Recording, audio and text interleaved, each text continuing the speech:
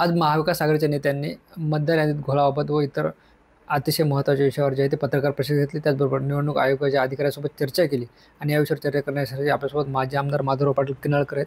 काय सांगाल, ज्या पद्धतीनं आज महाविकास आघाडीच्या सर्व नेत्यांनी एकत्र येऊन पत्रकार परिषद घेतली, याद्यांमध्ये जे ते मोठा घोळ असल्याचे त्यांनी निदर्शनास आणून दिले.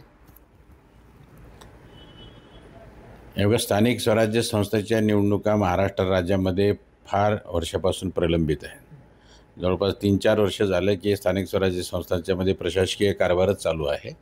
तेव्हा लोकशाही व्यवस्थेमध्ये इतक्या प्रदीर्घ कालावधीसाठी निवडणुका न होणं हे काही उचित होणार नाही आणि बरोबरही नाही.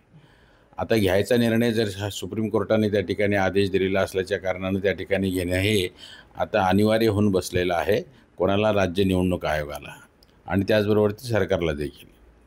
तेव्हा ह्या निवडणुका व्हाव्यात, पण त्या निवडणुका कशा व्हाव्यात? पारदर्शी पद्धतीनं व्हाव्यात.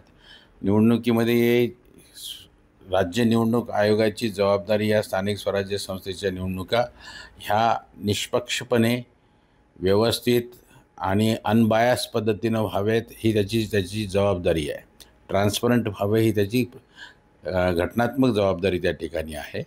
तेव्हा त्या दृष्टिकोनातून काही डिस्क्रिपन्सीज जर विरोधी पक्षाच्या लोकांना जर आढळलेल्या असतील तर त्याच्या संदर्भामध्ये त्यांना अवगत करणं राज्य निवडणूक आयोगाला आणि त्या दुरुस्ती करून घेण्याच्या संदर्भातला आग्रह धरणं हे त्यांचं राजकीय कर्तव्यच आहे आणि एक संविधानिक कर्तव्य देखील आहे.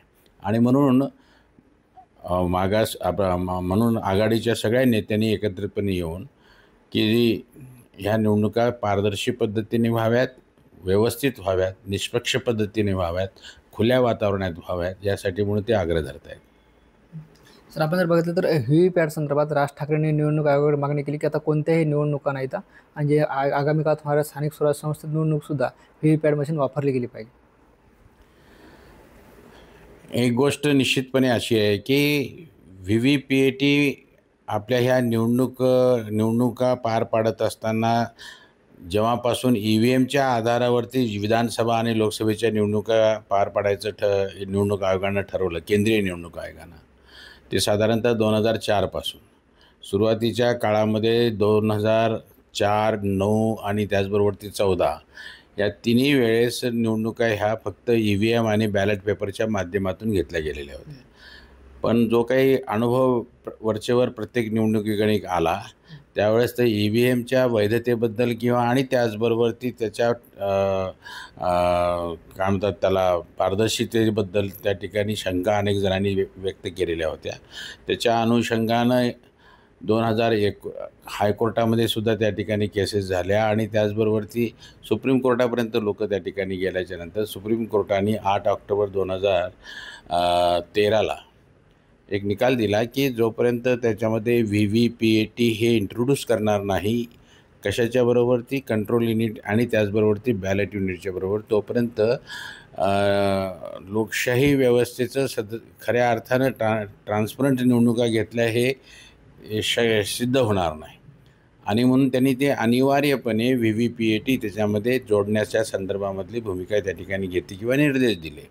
आणि म्हणून 2019 पासून साधारणतः आपल्याकडं व्ही-व्ही-पी-ए-टीचा वापर विधानसभा आणि लोकसभेच्या निवडणुकीमध्ये होताना दिसतो आहे. आता जी गोष्ट विधानसभेच्या संदर्भामध्ये आहे, लोकशाही व्यवस्थेच्या संदर्भामध्ये आहे, लोकसभेच्या संदर्भामध्ये आहे आणि त्याच्या ट्रान्सपरन्सीच्या संदर्भामध्ये अनिवार्यपणे ती गोष्ट स्थानिक स्वराज्य संस्थेमध्ये होणंसुद्धा अत्यंत अपेक्षित आहे. अर्थात व्ही-व्ही-पी-ए-टी संदर्भामध्ये सुद्धा अनेक आक्षेपार्ह पुन्हा नंतरच्या कालावधीमध्ये आलेली आहे. ती गोष्ट जरी खरी असली पण आज न घेण्याचं कारण असं जर समजा स्थानिक आपल्या राज्य निवडणूक आयोग म्हणत असेल की व्ही-व्ही-पी-ए-टी घेता येणार नाही कारण आमच्याकडे यंत्र उपलब्ध नाही आहेत, तर राज ठाकरेंचं म्हणणं बरोबर आहे. एकीकडे तुम्ही या पद्धतीने घेतात आणि स्थानिक स्वराज्य संस्थेमध्ये मात्र वेगळ्या पद्धतीने घेतात, हे काही बरोबर नाही होणार आहे. आणि मग घ्यायचं असेल तर मग ते जोपर्यंत व्ही-व्ही-पी-ए-टी सहितच घ्यावे लागेल ना. आणि जर समजा काही कारणामुळं, टेक्निकल कारणामुळं किंवा अनुपलब्धतेमुळं व्ही-व्ही-पी-ए-टी जर तुम्हाला तिथे उपलब्ध होणार नसेल तर तुम्हाला बॅलेट पेपरशिवाय दुसरा पर्यायच राहत नाही ना. मग खरं पाहिलं तर बॅलेट पेपरचीच मागणी त्या ठिकाणी सगळ्यांची आहे. तेव्हा निदान स्थानिक स्वराज्य संस्थेच्या निवडणुका तरी बॅलेट पेपरवरतीच घेतल्या पाहिजे. आणि जर तुम्हाला व्ही-व्ही-पी-ए-टी आपल्या EVMच्या आधारेच घ्यायचे असेल तर तुम्हाला अनिवार्यपणे VVPAT plus control unit plus ballot युनिटच्या आधारेच घ्यावे लागणार आहे. त्यामुळं राज ठाकरेंची म्हणणं एक तर हे करा, ते जर करता येत नसेल तर तुम्हाला माझं तर म्हणणं असं आहे की मग मग तर तुम्हाला बॅलेट पेपरनंच घ्या, जे की संपूर्ण देशामध्ये मागणी होते आता, की जर तुम्हाला निवडणुकीच्या संदर्भातली विश्वासार्हता 100% वाढवायची असेल आणि ह्या ज्या काही डिस्क्रिपन्सीज वरती नियमात यायला लागलेल्या आहेत त्याच्या निवडणुकीच्या निकालाच्या संदर्भामध्ये, त्यालाही पूर्णविराम त्या ठिकाणी मिळाल्याशिवाय राहणार नाही. आणि म्हणून व्ही-व्ही-पी-ए-टी एक तर अनिवार्य आहे त्या व्यवस्थेत, आणि ते जर नसेल तर बॅलेट पेपर हाच एक मार्ग आहे. सर, पण गेल्या काही दिवसांमध्ये जर बघितलं तर ईव्हीएमवर जे शंका उपस्थित केली जातात, व्ही-व्ही-पी-ए-टी वापरली तर पारदर्शक होतील असं म्हणता येईल का निवडणुका?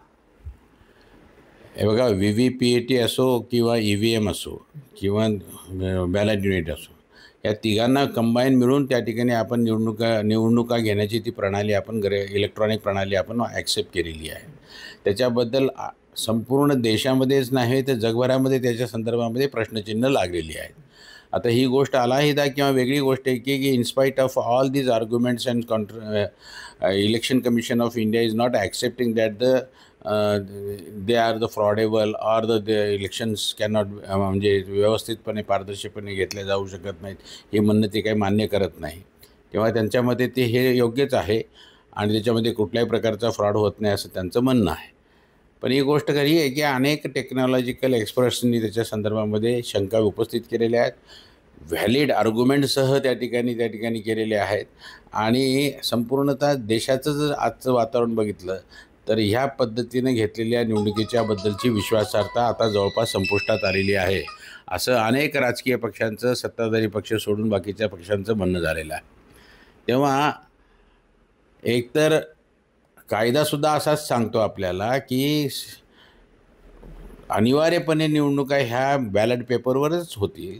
अपवादात्मक परिस्थितीमध्ये, अपवादात्मक मतदारसंघामध्ये तिथली परिस्थिती लक्षात घेता आपल्याला जर समजा इलेक्शन कमिशनला जर वाटलं तर ते इलेक्ट्रॉनिक वोटिंग सिस्टीमचा देखील वापर करू शकतील, पण ते डिस्क्रिशन इलेक्शन कमिशनचं असेल, असं एक रेस्ट्रिक्टेड प्रोव्हिजन त्या ठिकाणी दिलेलं आहे. आणि ते section 61A representation of the people's act 1951मध्ये म्हटलेलं आहे. आपण जर सेक्शन 59 जर बघितला तर त्या 59मध्ये मात्र अनिवार्यपणे जेव्हा जिथे निवडणुका होतील त्या ठिकाणी ते निवडणुका ह्या बॅलेट पेपरनंच होतील असं म्हटलेलं आहे. ज्या अर्थी सेक्शन 59 आजही आहे आणि ज्या अर्थी 61A आजही त्या ठिकाणी अस्तित्वात आहे, तेव्हा ह्या दोन्हीचा संदर्भांचा एकत्रितपणे विचार करून आपण त्याच्यावरतून निष्कर्ष काढायचा असतो. तेव्हा ज्याच्याबद्दल शंका आहे, ज्याच्यामध्ये निर्विवादपणे लोकांचा विश्वास बसलेला नाही, तेव्हा बॅलेट पेपरनंच निवडणुका घेणं खरं पाहिलं तर संयुक्तिक आहे. पण केंद्रीय निवडणूक आयोग ही एक स्वायत्त संस्था आहे, त्याला घटनात्मक अधिकार आहे.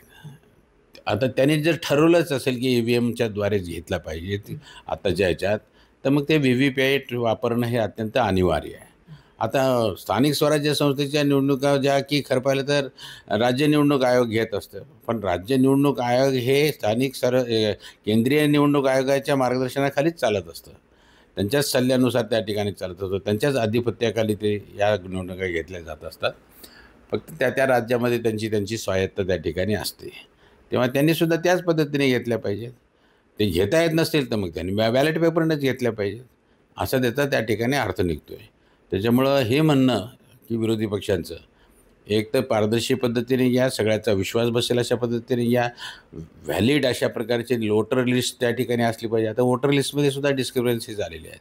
वोटर लिस्ट उमेदवारांना त्या ठिकाणी देत नाहीत, उपलब्ध करून देत नाहीत, आणि त्याच्यामध्ये डुप्लिकेशन ऑफ द नेम्स, एकाच ठिकाणी 10-10, 100-100, 200-200 माणसं एकाच पत्त्यावर आहेत, काही जणांचे पत्तेच नाहीत. अशा सगळ्या मतदार यादीच्या संदर्भामध्ये अनेक जणांना अनेक डिस्क्रिपन्सीज आढळलेल्या आहेत. Unless they are been corrected, how the राज्य निवडणूक आयोग can take the election, conduct the elections.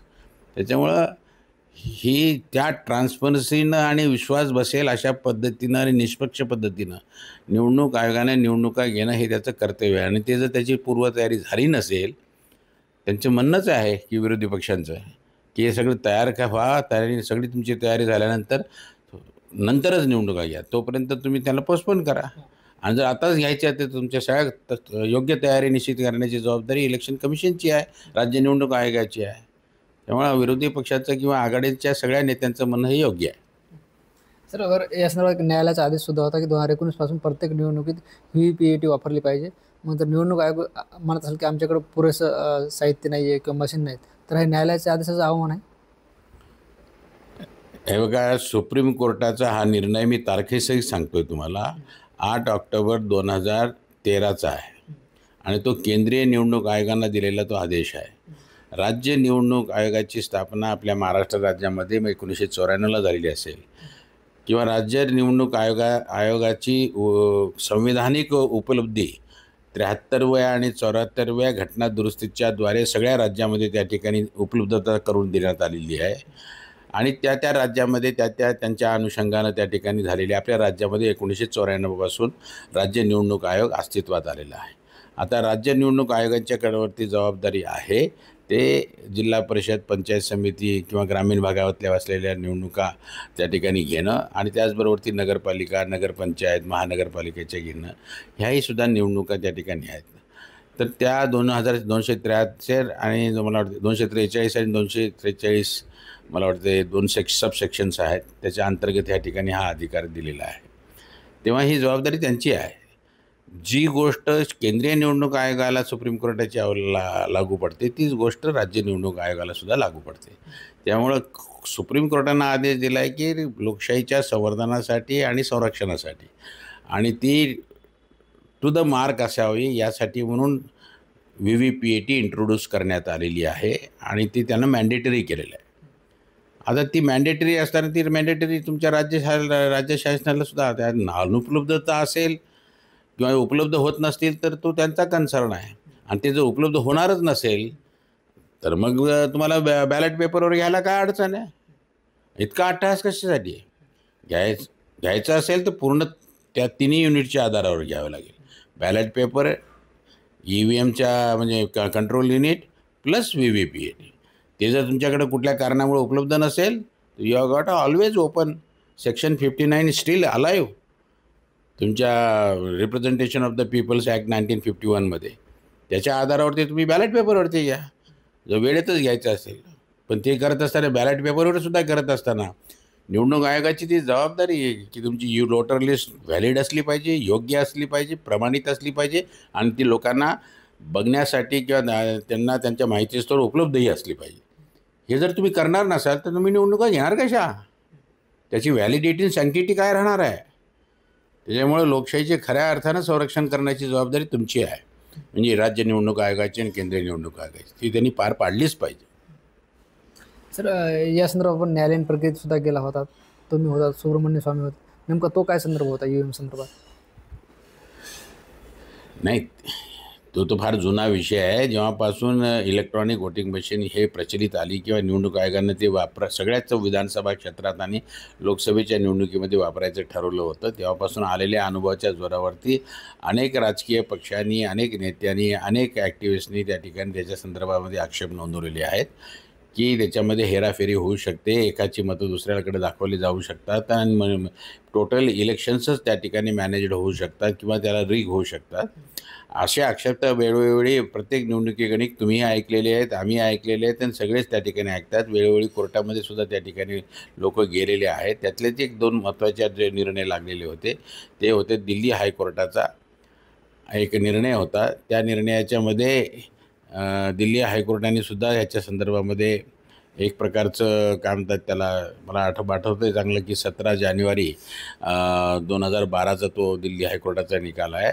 Court म्हणतं आहे की it is not impossible to tamper the electronic voting machine, अशा प्रकारची एक त्यांनी निर्णय दिलेला होता. त्याही निर्णयाच्या विरोधामध्ये जाऊन पुढे नंतर सुप्रीम कोर्टामध्ये ही केस चालली. तेव्हा 8 ऑक्टोबर 2013ला निकाल असा लागलेला आहे की unless you have to introduce VVPAT for the full sanctity of the or validity of that electronic voting process. यामुळं तशा प्रकारचा आदेश त्यांनी सुप्रीम कोर्टाने इलेक्शन कमिशनला आणि भारत सरकारला दिलेला होता.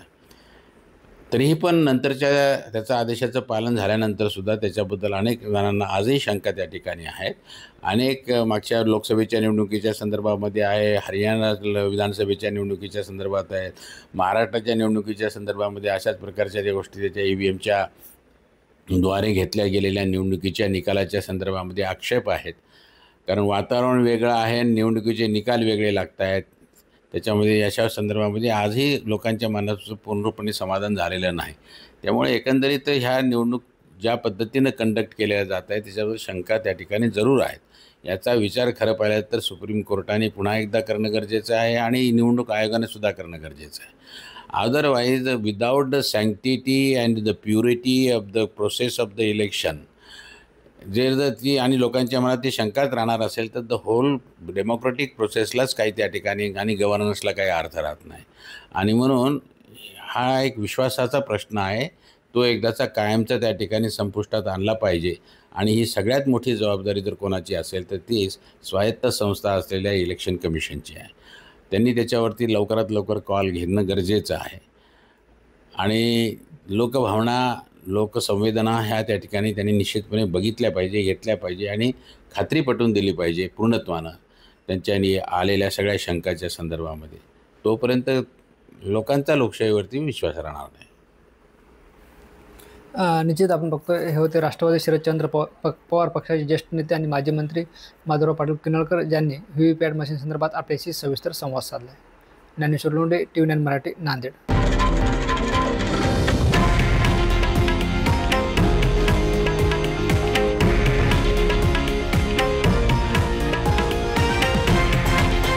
हे आहे देशातील नंबर 1 न्यूज नेटवर्क आणि आपण पाहत आहात TV9 मराठी, एकमेव.